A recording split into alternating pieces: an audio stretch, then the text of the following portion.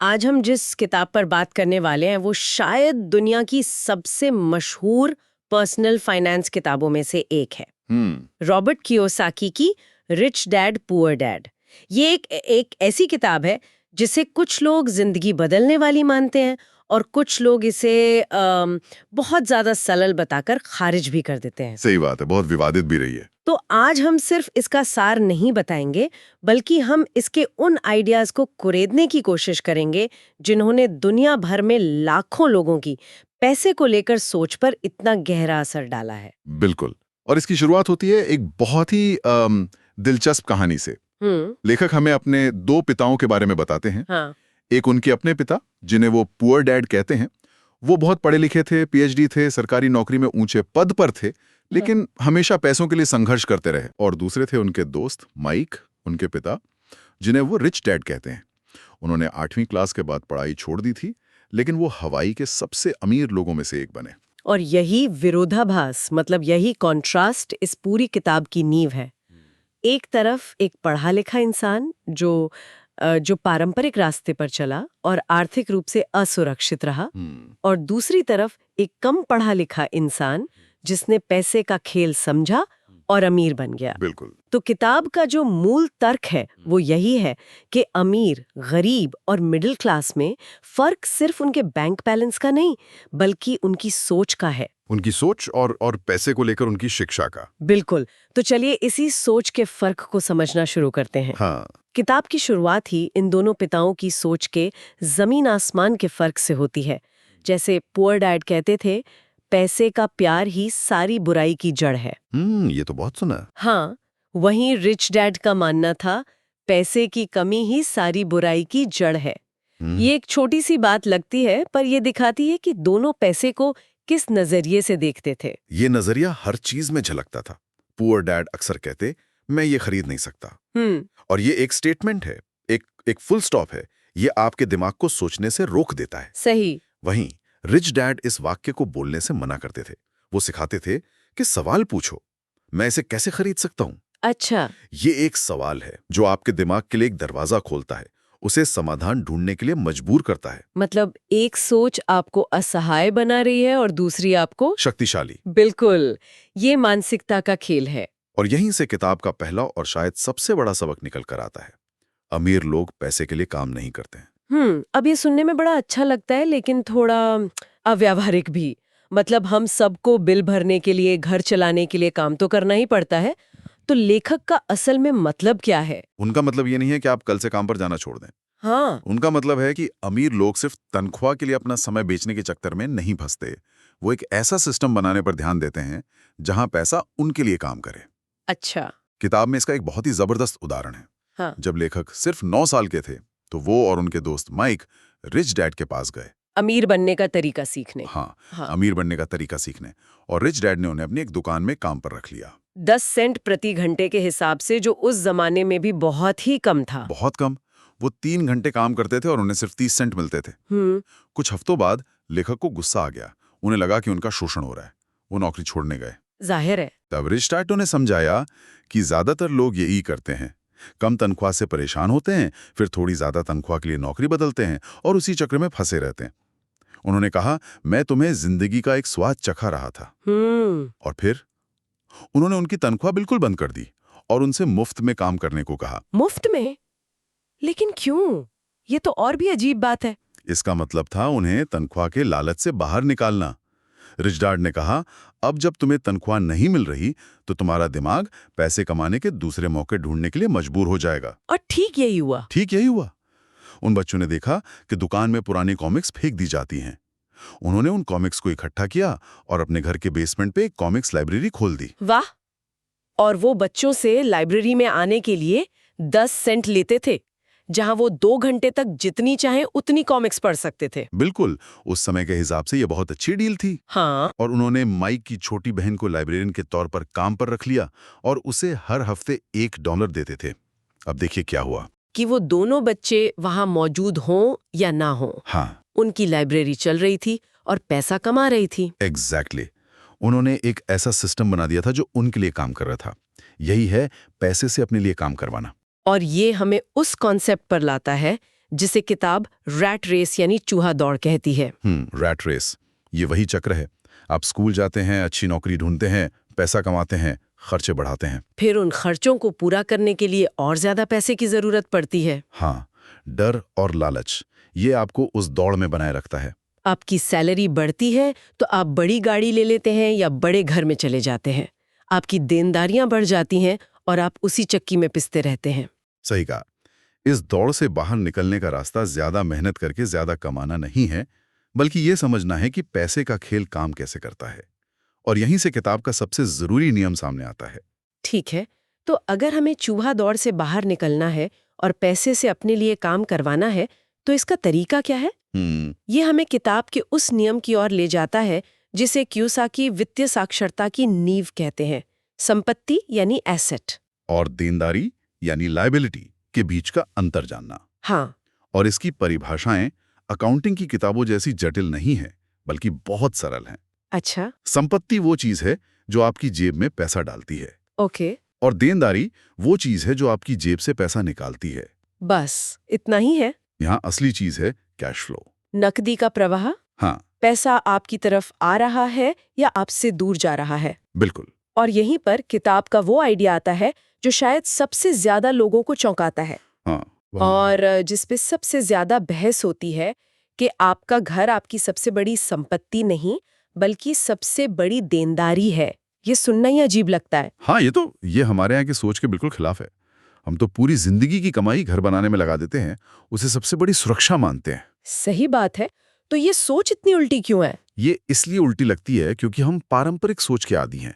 लेकिन अगर आप कैश फ्लो की सरल परिभाषा से देखें तो ज्यादातर लोग जिस घर में खुद रहते हैं वो उनकी जेब से लगातार पैसा निकालता है। जैसे होम लोन के EMI, प्रॉपर्टी टैक्स, मेंटेनेंस, बीमा, हाँ ये सब खर्चे हैं। हाँ ये आपकी जेब में पैसा नहीं डाल रहा।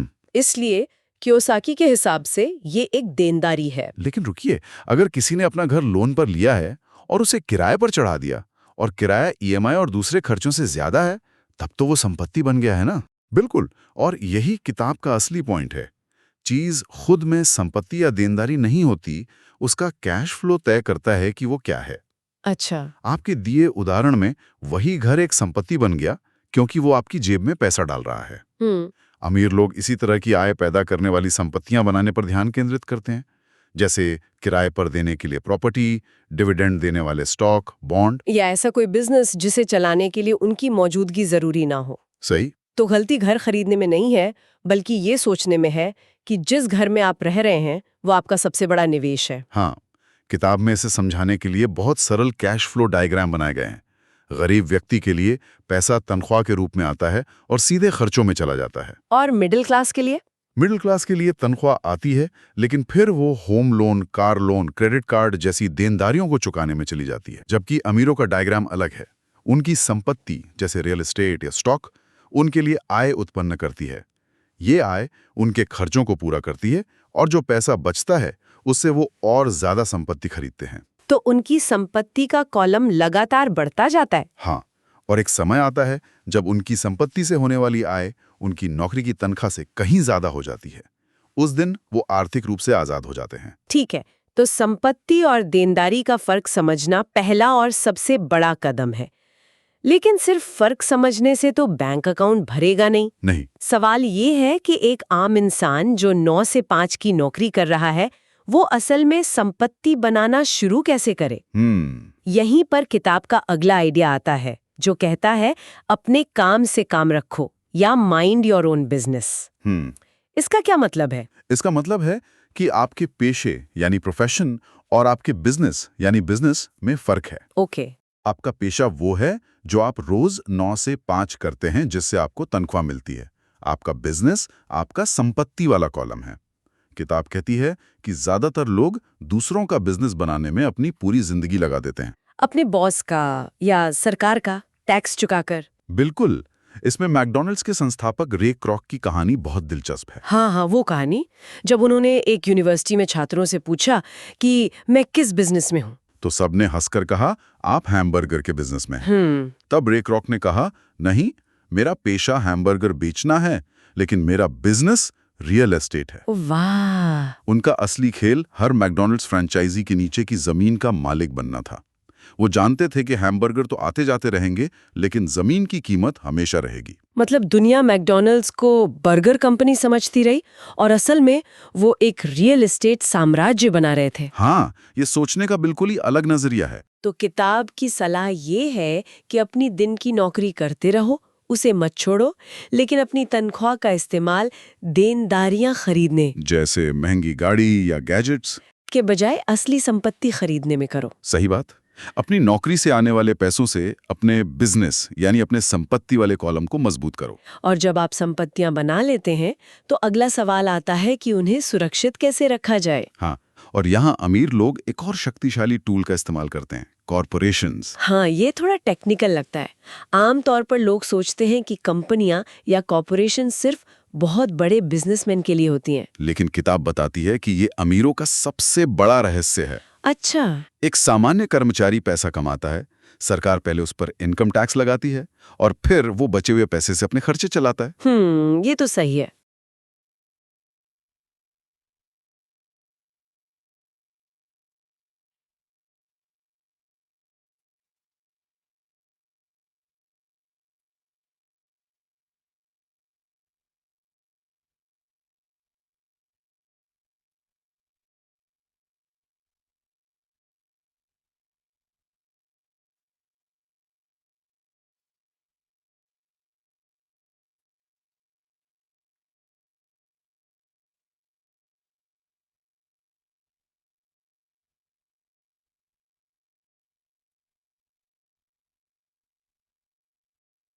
और जो मुनाफा बचता है उस पर टैक्स देती है। उस पर टैक्स देती है। अच्छा, तो क्रम का फर्क है। एक कॉरपोरेशन टैक्स चुकाने से पहले अपने खर्चे चुका सकती है। ये तो बहुत बड़ा फायदा हुआ। ये एक बहुत बड़ा संरचनात्मक लाभ है। इसे ऐसे देख सकते हैं कि ये सिस्टम के नियमों को समझने और उनका कानूनी रूप से इस्तेमाल करने का तरीका है। ये वित्तीय ज्ञान का ही एक हिस्सा है। बिल्कुल। जो व्यक्ति सिर्फ कर्मचारी बनकर सोचता है वो इन अवसरों का फायदा नहीं उठा पाता, जबकि जो निवेशक या बिजनेस मालिक की तरह सोचता है वो इन संरचनाओं का इस्तेमाल करता है। यहाँ तक की बातें बहुत दिलचस्प है, लेकिन ये सब करने के लिए भी तो शुरुआत में कुछ पैसा चाहिए। अगर किसी के पास निवेश करने के लिए ज्यादा पैसे ही ना हो तो वो क्या करे? बहुत अच्छा सवाल है, और यही हमें किताब के अगले बड़े सबक की ओर ले जाता है। अमीर पैसा बनाते हैं। The rich invent money. इसका मतलब ये तो नहीं कि वो नोट छापते हैं। नहीं नहीं, इसका मतलब है कि वो अपने दिमाग, अपनी वित्तीय बुद्धिमत्ता का इस्तेमाल करके ऐसे अवसर पैदा करते हैं जो दूसरों को दिखाई नहीं देते। क्या इसका कोई उदाहरण है किताब में? हाँ, लेखक अपना एक अनुभव बताते हैं। एक बार उन्होंने एक जब्तशुदा घर देखा जो $75,000 में बिक रहा था, जबकि उसकी असल कीमत कहीं ज्यादा थी। ओके। उन्होंने एक दोस्त से $2,000 90 दिनों के लिए $200 के ब्याज पर उधार लिए। ये $2,000 उन्होंने उस घर को खरीदने की डील को होल्ड करने के लिए वकील को दिए। फिर उन्होंने उस घर का विज्ञापन दिया और कुछ ही मिनटों में कई खरीदार मिल गए। अच्छा।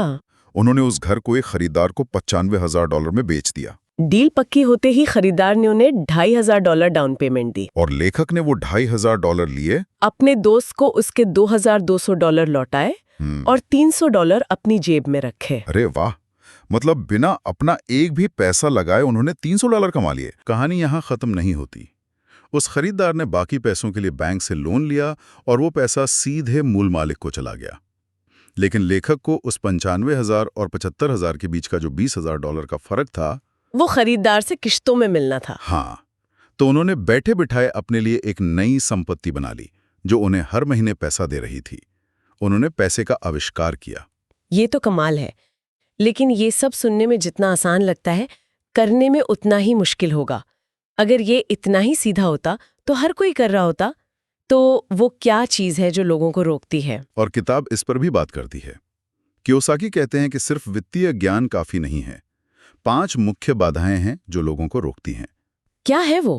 पहला है डर, पैसा खोने का डर। ये इतना बड़ा होता है कि लोग कोई जोखिम ही नहीं लेना चाहते। दूसरा है संदेह या आत्मसंदेह। वो क्या होगा अगर वाली आवाज जो आपको हर अवसर में सिर्फ खतरा दिखाती है।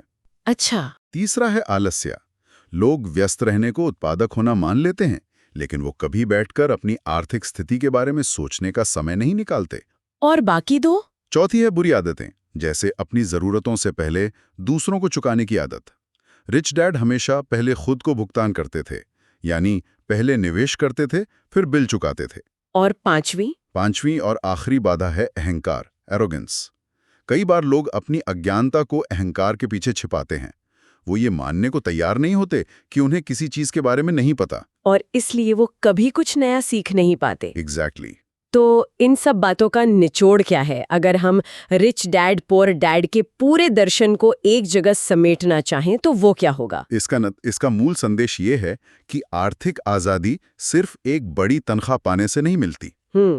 ये एक मानसिकता में बदलाव से, अपनी वित्तीय शिक्षा को गंभीरता से लेने से मिलती है। ये समझने से मिलती है कि आप सिर्फ पैसे के लिए काम करने के लिए नहीं बने हैं, बल्कि आप पैसे से अपने लिए काम करवा सकते हैं। बिल्कुल। ये एक कर्मचारी या स्वनियोजित व्यक्ति की सोच से आगे बढ़कर एक बिजनेस मालिक या निवेशक की तरह सोचने के बारे में है। हाँ, एक ऐसा संपत्ति कॉलम बनाने के बारे में है जो आपको निष्क्रिय आय यानी पैसिव इनकम दे, ताकि आप सिर्फ अपना समय बेचकर पैसा न कमा रहे हों। और जब आपकी निष्क्रिय आय आपके मासिक खर्चों से ज्यादा हो जाती है, तब आप सही मायनों में आर्थिक रूप से स्वतंत्र होते हैं। फिर आप काम इसलिए करते हैं क्योंकि आप करना चाहते हैं, ना कि इसलिए कि आपको करना पड़ता है। यही इस किताब का अंतिम लक्ष्य है। ये किताब वाकई पारंपरिक सोच को चुनौती देती है। स्कूल जाओ, अच्छी नौकरी करो, सुरक्षित रहो। ये हमें सिखाती है कि पैसे का एक अलग खेल भी है, और अगर हम उसके नियम सीख लें तो हम भी उससे खेल सकते हैं। बिल्कुल। और अंत में श्रोताओं के लिए सोचने के लिए एक विचार छोड़ जाते हैं। किताब का तर्क है,